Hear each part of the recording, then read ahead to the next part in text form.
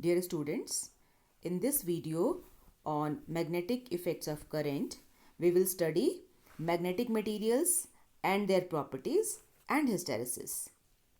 So let us begin with the first topic, types of materials.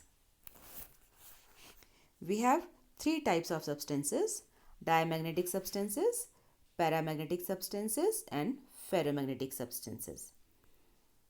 Now, behavior of materials placed in external magnetic field.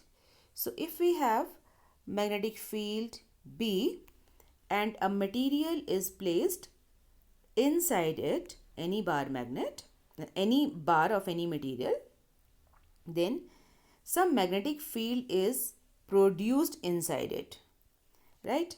So, now intensity of magnetizing field. This external field is called magnetizing field, and we are going to define its intensity.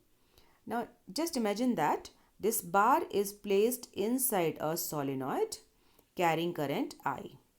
It is carrying current I.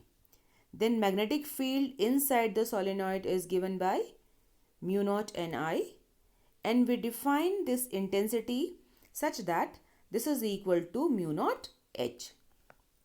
So, the intensity of magnetizing field is given by this relation, and from here you can see that this H is equal to Ni.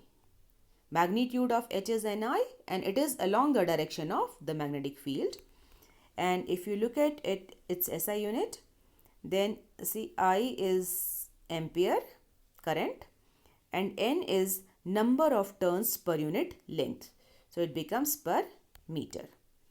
So that is its SI unit. And because of this external magnetic field, some magnetic dipole moment is induced inside the bar, and we are going to define its intensity.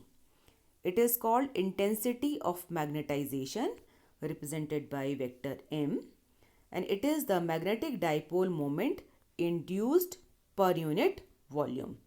So it is given by the total volume, total induced dipole M net upon volume V, and its SI unit will be, see, the total dipole moment M net. So dipole unit of dipole moment is ampere meter square, and unit of volume is M cube, and when you simplify it you get ampere per meter. So important thing to note is the unit of intensity of magnetizing field and intensity of magnetization M. This external magnetizing field and internal magnetization, they both have similar dimensions. And now let us define susceptibility of this material. Here, magnetic susceptibility. Now when you place a paramagnetic substance in external magnetizing field, then a dipole moment is induced along the direction of external field, and opposite dipole moment is induced in diamagnetic substances. So it is defined as, magnetic susceptibility is defined as intensity of magnetization per unit magnetizing field. So it is ratio of M upon H, represented by chi, CHI. Some call it chi, but I call it chi. So here, for diamagnetic substances, this chi M is negative. You can see that M is opposite to H, and this the magnitude of this M is very small as compared to H. So this is negative and very small. It lies in this range of -1 is less than chi M is less than 0. For paramagnetic substances, M is along the direction of H, and it's very small. So its value is positive and it lies between 0 and 1. For ferromagnetic substances, it is positive and very large. Now, magnetic permeability. It is the ability of a material to allow magnetic field lines to pass through it, represented by mu, you know that.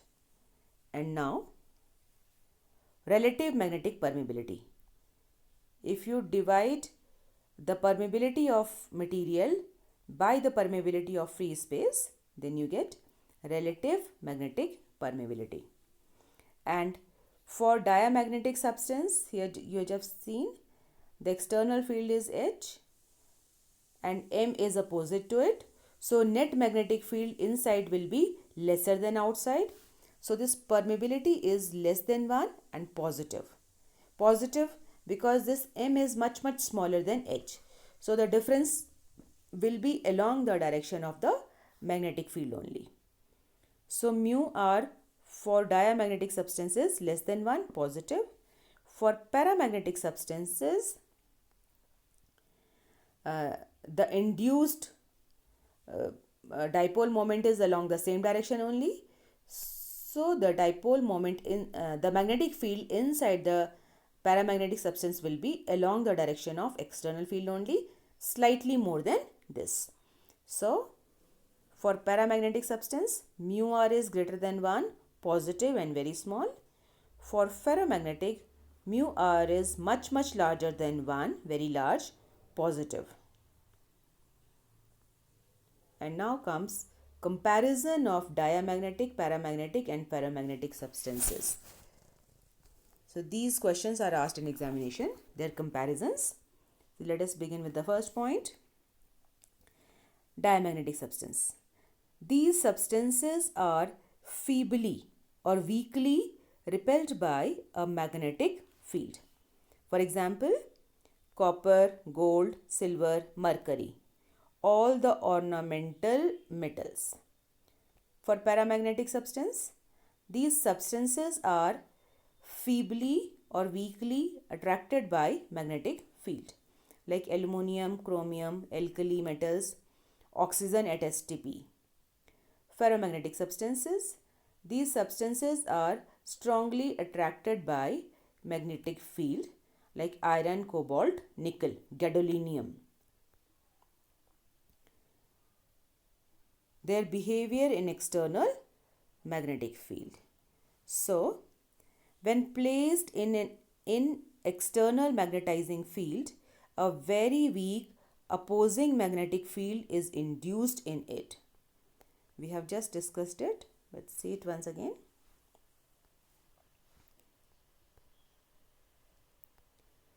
See, the external magnetic field is this one and internal induced magnetic field is opposite to the external magnetic field. So the net magnetic field inside is lesser than outside. So we can say that magnetic field lines are repelled by it. For diamagnetic substance, when placed in external magnetizing field, a very weak magnetic field is induced inside it along external magnetic field.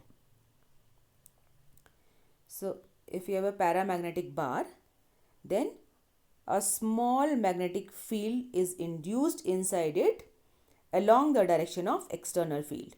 So the total magnetic field inside becomes larger than outside, or we can say that it attracts magnetic fields, magnetic field lines. And now comes ferromagnetic. Now when placed in external magnetizing field, a very strong magnetic field is induced inside it along the direction of external magnetic field. So let us see here. This induced magnetization is very strong in it. So large number of magnetic field lines pass through it here. So magnetic field lines are strongly attracted by ferromagnetic substances. Now the next one. Here. When placed in non-uniform magnetic field, diamagnetic substances tend to move from stronger to weaker field because they are repelled by magnetic field. Now, when placed in non-uniform magnetic field, paramagnetic substances move from weaker to stronger field, para, because they are attracted by magnetic field. And for ferro, when placed in non-uniform magnetic field, they move from weaker to stronger field. Now, when a diamagnetic material rod is placed freely, hanged freely in uniform magnetic field, it aligns itself in a direction perpendicular to the field. See how? You have a bar of diamagnetic substance hanging freely in a magnetic field, and since it is repelled by the magnetic field, it wants the minimum portion to stay inside the field. So for that, it aligns itself perpendicular to the field. And for paramagnetic rod, see, it aligns itself along the direction of magnetic field because it is attracted by magnetic field. So it wants to place maximum volume inside the magnetic field. Now for magnetic material, it is attracted strongly by magnetic field, so aligning along the same direction. Now look at it. This activity is also based on the previous idea only.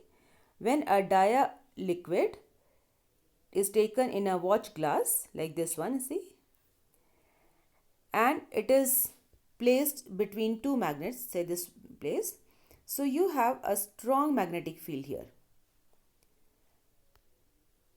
Say this is north pole, south pole, strong magnetic field here at this place, so they tend to move away from it because they are repelled. So you get something like this, and when the poles are placed apart, then magnetic field at this place becomes smaller, lesser, so the liquid collects at this point. Initially, when the field at this point was strong, the liquid was repelled by it, so it collects at these ends. Now when the separation is increased, at this point the magnetic field is decreased, so liquid collects at this point. They move from stronger to weaker areas. Now for paramagnetic material, it is going to be just the opposite. See, the poles are placed very closed, then the magnetic field at this point is very large, so liquid collects at this point. And when they are placed apart like this, let's see, here the magnetic field becomes weaker and the magnetic field at these points is stronger near the poles, so they get attracted to stronger part. And similar is the case with ferromagnetic material. Now some more differences. In diamagnetic material, each atom has zero dipole moment. The net dipole moment of each atom is zero. For paramagnetic material, each atom has non-zero dipole moment. And for ferro also, each atom has non-zero dipole moment. Now atoms have paired electrons in valence shell for dia, unpaired electrons in valence shell for para, and in ferromagnetic materials, large number of atomic dipoles align to make large groups of domains. See, many atomic dipoles, they align to make large groups. They are called domains. Now these properties we just did. Now magnetic susceptibility for dia is negative and very small. And let me discuss this point also. Here I have shown -1 is less than or equal to chi m. Now this happens for a superconductor. Superconductor is a perfect diamagnetic material. It repels all the magnetic field lines, and then its susceptibility is -1. And for paramagnetic substance, this susceptibility is positive. So 0 is less than, this chi m is less than 1. And for magnetic susceptibility of ferromagnetic substance, this susceptibility is very, very large and positive. Now, relative permeability. Now, relative permeability of diamagnetic material is 0 is less than or equal to mu r is less than 1. So, here this mu r will be 0 for superconductor when all the magnetic field lines are expelled from it. For paramagnetic substance, mu r is greater than 1, positive and small. Relative permeability of diamagnetic is always positive but very small, less than 1. For para, it is greater than 1 but small. And for ferro, it is much, much larger than 1 and positive, of course. Okay, effect of temperature.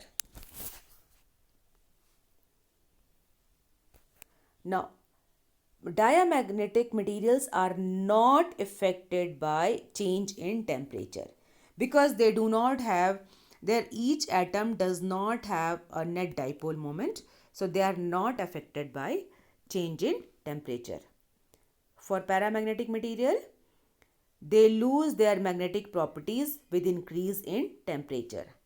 We can say that the atomic dipoles, they arrange themselves in random order, so their magnetic property is lost.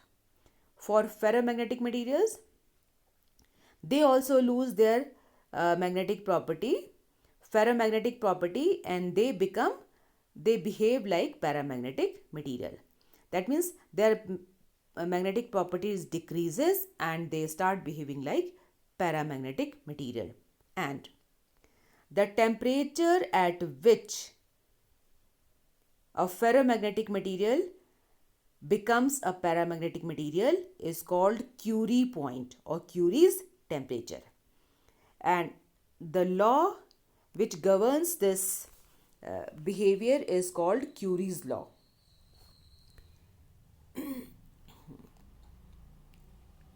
Now, this diamagnetism is universal property of all the substances.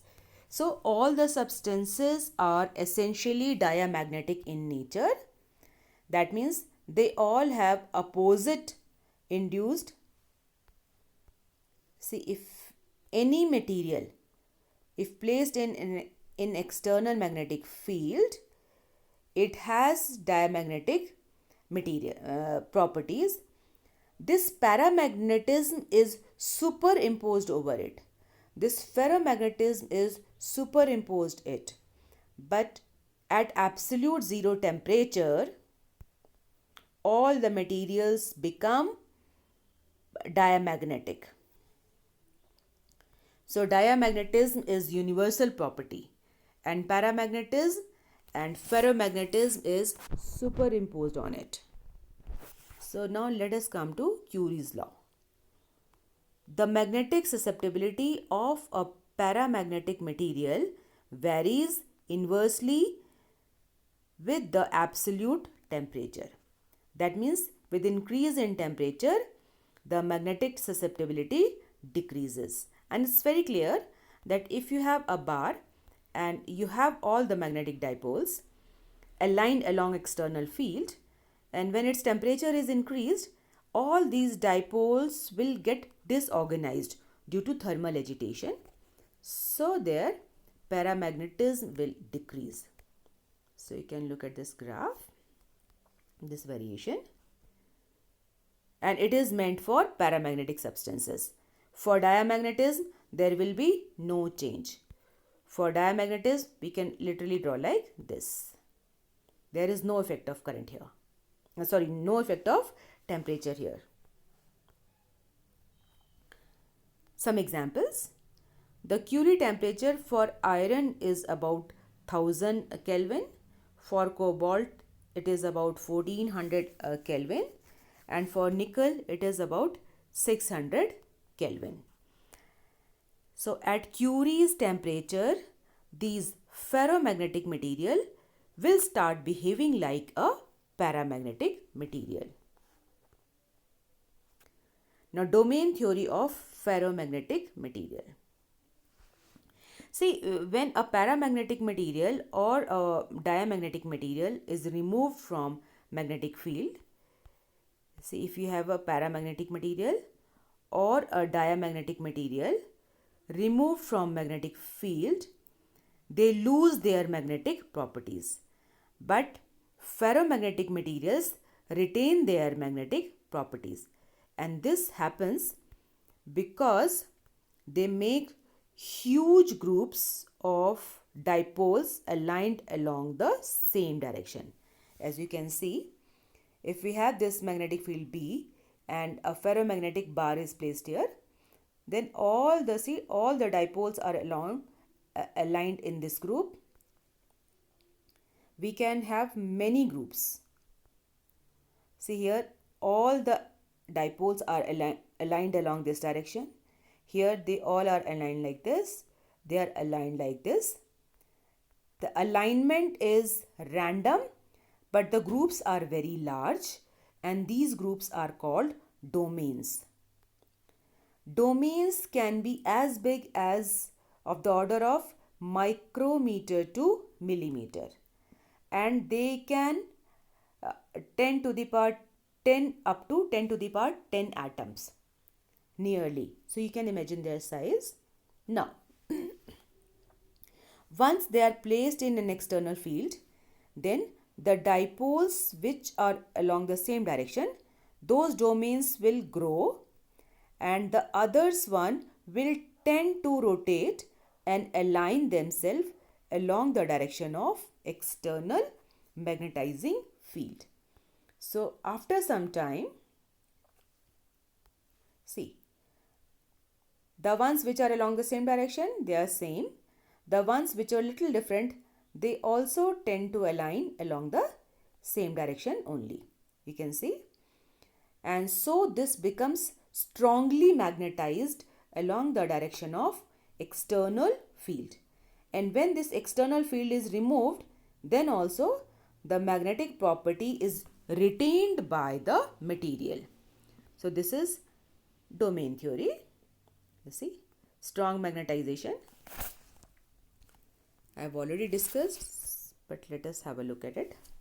A sample of ferromagnetic substance consists of groups of large number of atomic dipoles aligned along the same direction. These groups are called domains, and their size is of the order of micrometer to millimeter, and they can contain about 10 raised to the power 10 atoms. They are randomly arranged, so the net dipole moment is 0. But when the sample is placed in a magnetic field, the domains tend to align along the direction of external magnetic field, and as a result, a very strong magnetic field is set up inside the material, which is retained by it even when the external field is reduced to 0.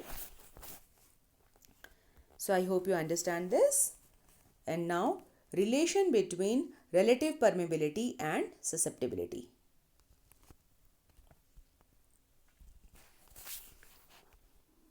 See, we have this bar placed inside. This is external magnetic field, and this bar is placed inside this. So due to this magnetic field, intensity of magnetization is M, and net magnetic field inside is Bm, right? So Bm is the external magnetic field, uh, Bm is the magnetic field induced inside this material. Total magnetic field will be sum of external plus internal. So we are going to work on these lines only. Let's see. External magnetizing field B naught is equal to mu naught H by definition. H is intensity of magnetizing field, and magnetic field induced inside the material Bm is mu naught M. See, similar relation, and H and M have same dimensions also. Now, the net magnetic field inside will be the external field which is passing through it plus the induced magnetic field inside it. So, the net magnetic field will be B naught plus Bm, and putting the values, the value of B naught is mu naught H and that of mu naught M, and take mu naught common, you get this much. And they are along the same direction. So, the magnitude will be given by this relation. Now, you know the relation between M and H, that is susceptibility is M upon H, and I can put the value of M here. So, M is chi M into H, I have placed here, right? And from here, you can take this H common. So, B becomes mu naught H 1 plus chi M, and this magnetic field, the net magnetic field inside will be equal to mu M H by definition, where mu M is permeability of that material. So, putting the value of here, this becomes mu naught H 1 plus chi M, the value of B. And from here, you know that mu M is equal, take this mu naught to the left.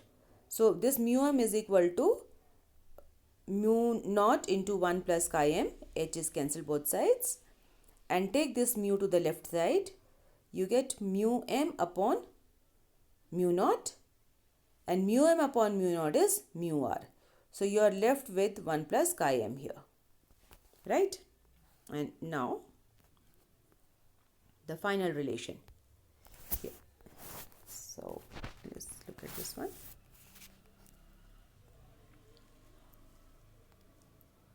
This mu R is equal to 1 plus chi M, and mu R is mu M upon mu naught.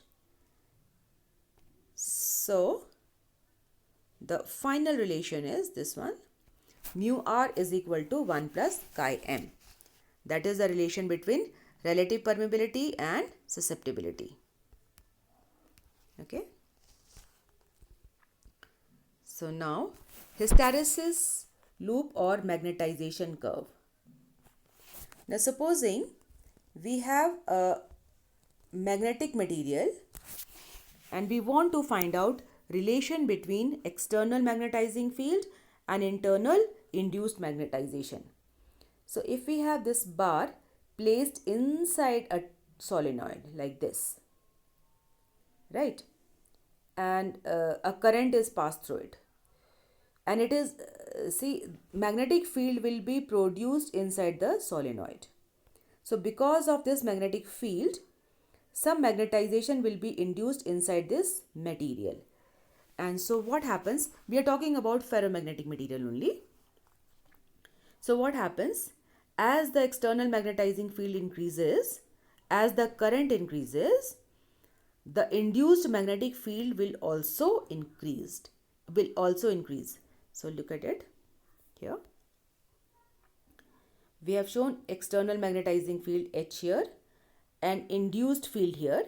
It can be induced field B or intensity of magnetization M. Both can be shown here.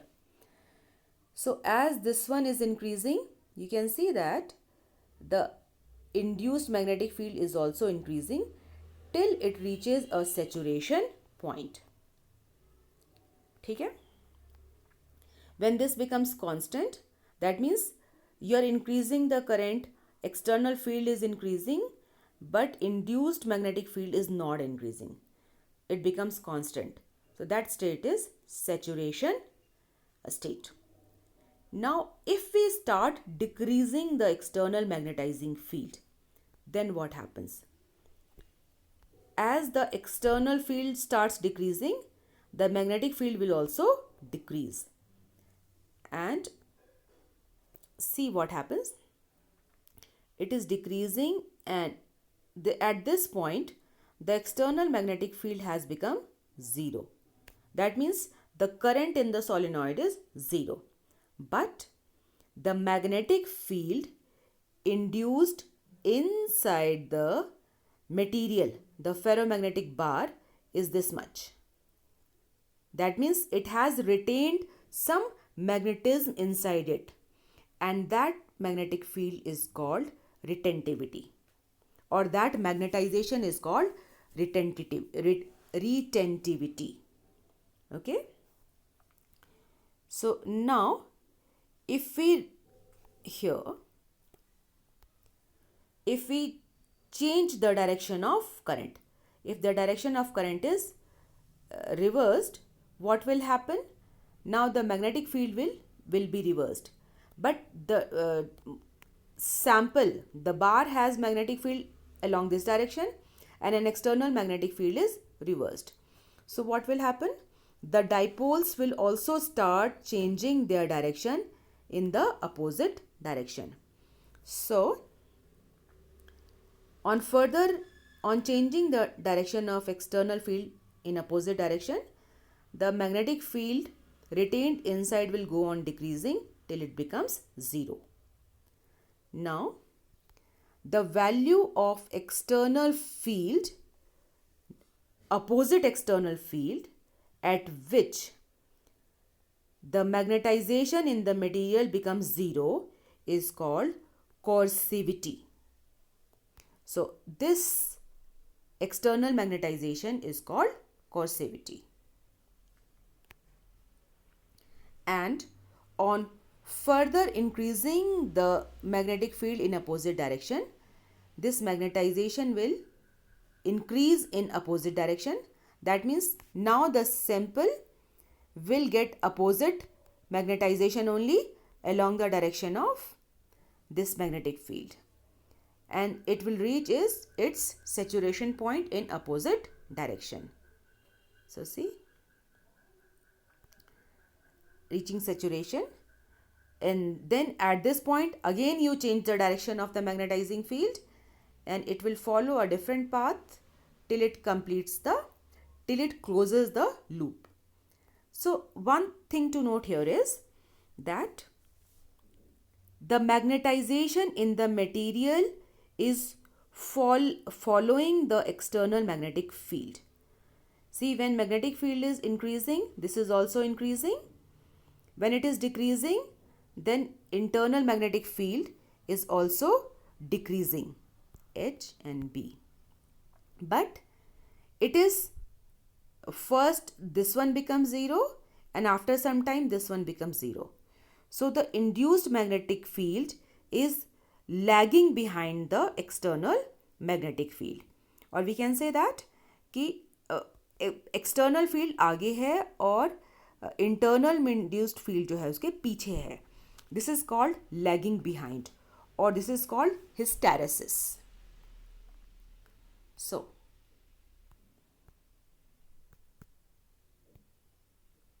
see, intensity of magnetization M or B increases with increase in magnetizing field H initially through OA, this path, and reaches saturation at A at this point. Then when H is decreased, B also decreases, but it does not come to 0 at H is equal to 0. H is becoming 0, but B is not 0.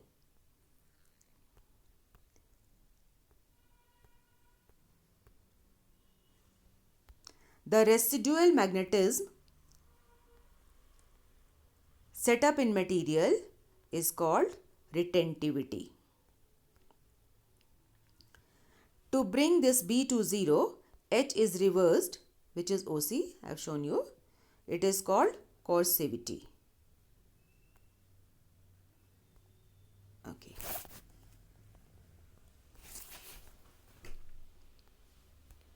After reaching saturation level D, when the magnetizing field is reversed, then the curve closes to this point A, completing a cycle.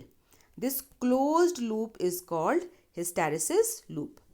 See, the closed loop that is formed here is called hysteresis loop. It goes like this, right? And see what is happening in the sample. First, all the dipoles are aligning along one direction, along the direction of H. And when this H is reversed, then the dipoles are changing their directions and they are aligning in opposite direction. So dipoles are changing their directions continuously during process of magnetization and demagnetization. So during this process, heat is evolved, and that heat is directly proportional to the area of this hysteresis loop. So the loss of energy due to cycles of magnetization and demagnetization is directly proportional to the area of the loop, and it is dissipated in the form of heat. So the area of hysteresis loop is important. And now the considerations for making a permanent magnet. See, a permanent magnet which should remain a magnet for longer time. So it should have high permeability to make strong magnet. It should have high retentivity. That means it must retain its magnetism for longer time, and it should have high coercivity. That means if it is placed in an external magnetic field, then it should not be easily demagnetized. So high permeability, high retentivity and high coercivity, like steel or alnico. And now considerations for making electromagnet. So for electromagnet, it should have high permeability. Electromagnet is like a solenoid having an iron core. So in this, current is passing. The direction of current is reversed frequently. So its retentivity should be small. It should not retain for larger time. And its coercivity should also be small, so that we can change the direction of current and direction of magnetization fast. So it should have high permeability to make strong magnet. It should have low retentivity and low coercivity, and an important point, it should have thin hysteresis loop. Now we have just discussed that the energy heat evolved is directly proportional to area of hysteresis loop. So for electromagnet, the area of hysteresis loop should be small. So hysteresis loop should be thin. So here all the considerations: high permeability, low retentivity, low coercivity and thin hysteresis loop.